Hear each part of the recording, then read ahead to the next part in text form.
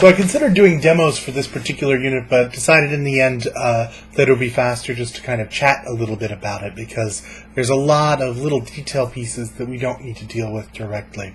There are two things that I want to handle. Well, actually, they're combined. So generally speaking, we're going to talk a little bit about what happens when you try to view your site on systems that are not set up to display sort of as we're used to on a screen with a web standards browser. And so the exceptions we're going to touch on are first print. That is, what happens when you print your web site or a web page.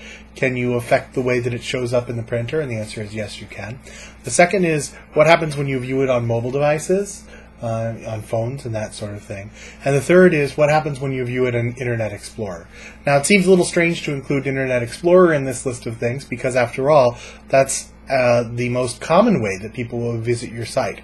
However, because Internet Explorer does not, in any of its versions that I'm aware of, actually follow the standards of the web, you have to create not only a different version in most cases for Internet Explorer that kind of handles the bugs in the browser, but you have to create often different versions for different versions of Internet Explorer. That is, the bugs that are present in IE6 are different than those that are in IE7, and those are different than the ones that are in IE8, and those will be different from the ones that are in IE9. And we keep our fingers crossed that Microsoft will see the light and actually create a standards-based browser for IE9, but it's hard to tell whether they will do that, and it's hard to tell which standard they will follow if they do. So for now, we're stuck with making sure that it works in all of those and coming back to it. So we'll talk about that in a second. First, let's talk about alternate style sheets. So there's an attribute in the link element that allows you to say what type of style sheet this is, and that is the media link. And there are a number of media that can be included as the link in that link. The one that we have been leaving out, I believe, I don't know if we used it when we talked about CSS at the very beginning of this module, is screen. So the one that we most often use is screen. But the other two that are used very frequently are print, that is, use this style sheet if you're going to run it to a printer, and handheld. Use this if it's going to go to a handheld. There are about, I don't know how many, another 10 maybe. I don't remember exactly. About a dozen of these media that are supported by the standard, things like Braille and audio. So you can have different ones beyond this, but those are the most frequent ones that you'll run into. Screen, print, and handheld. So let's talk first about print. Why would you want a separate style sheet for print? Well, because print is different than the screen. And so, for example, you probably shouldn't be designing silver type on a black background anyway, but let's imagine that you did that for some part of your site. It's much more acceptable to do that on the screen than it is to do. Oh, one of those is actually, let me back up, for example, to give you another example. One place that you might really want to do that is on TV. And so one of the media that you can put down is TV. And on TV, silver type over a black background is not a bad idea. On print, that uses so much toner, it's ridiculous. So you do not want to force people to print out something that has a big black background and white foreground. Now, yes, it's true.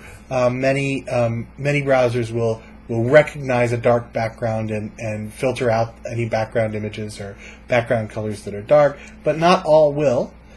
So you need to be friendly and make this look like a print. Make some suggestions for how to make this print well.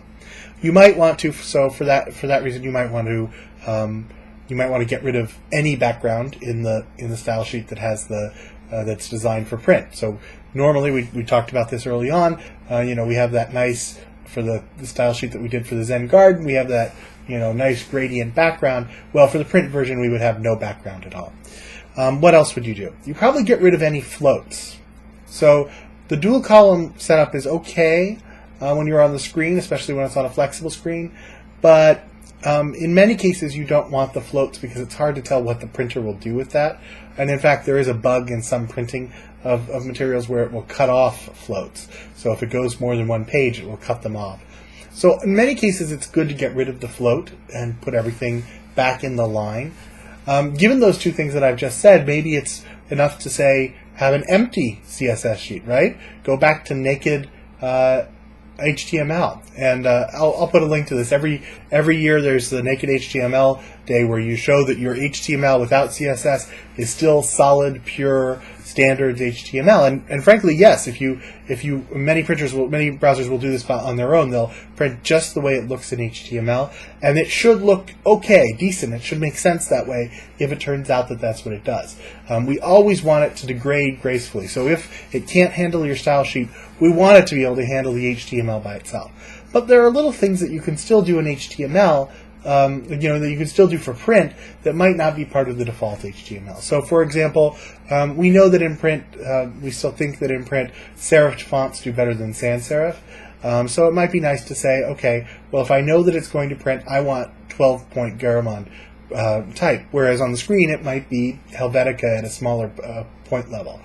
Because it's harder on paper to do size up, size down, it's usually a good idea to print at a little bit larger font size than you would use on the screen. So you might be able to define that in points and say, okay, I want Times New Roman 12 point.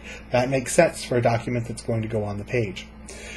You may want to hide certain sections. So if there's if you have a very graphical header, for example, you might want to replace that with something that's a little smaller. Generally, you probably want to get rid of large decorative images, or really any significant images that are not part of the content. So you might want to kind of just wipe those out. But if you've got small things, maybe you replace them with even smaller images for print, or for images that will work better in black and white, with the assumption that it'll be printed in black and white.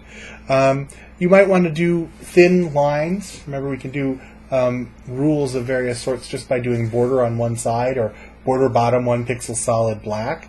And so you might want to do rules that kind of divide the space out in a nicer way for print. You probably don't want to do things like drop shadows and other things that are meant really for the screen, and that probably won't come out on the printer side as nicely. So there's lots of little things you can do with that. In order to hide a section, you can do, last time we did display inline. One of the nice things you can do in CSS, and this will become very important as we start to deal with dynamic sites, is display none. That is, don't display this block at all, just hide it. And so it may be that there's some parts of the web page that you don't want to display at all. Just is the link list really important? Is the navigation really important for printing? If you run a newspaper and they're printing an article, do they really need the navigation? No, probably not. So maybe you hide that entire div or that entire block. So those are some of the things you can do for print.